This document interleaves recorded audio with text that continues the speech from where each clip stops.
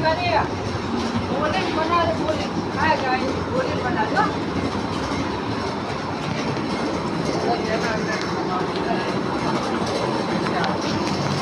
Hello guys, आज हम शाला में आ चुके हैं। शाला का काम कैसा है चल रहा है, हम लोग बीच में चलते। चलो भाई, तुम्हें भी साथ में आओ, मजा आता है। लाइक करो, शेयर करो, सब्सक्राइब करो चैनल में।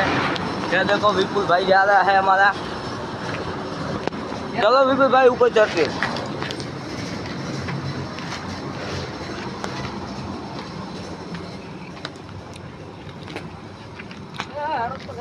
देखो आज पगोथियां भरा से पहला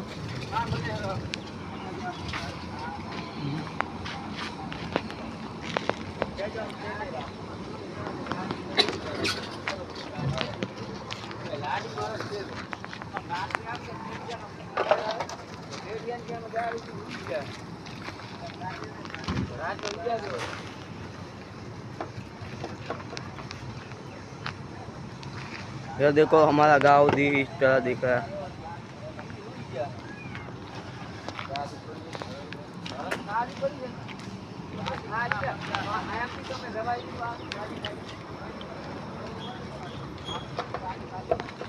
तो विपुल भाई क्या कहना चाहते हो? चाहो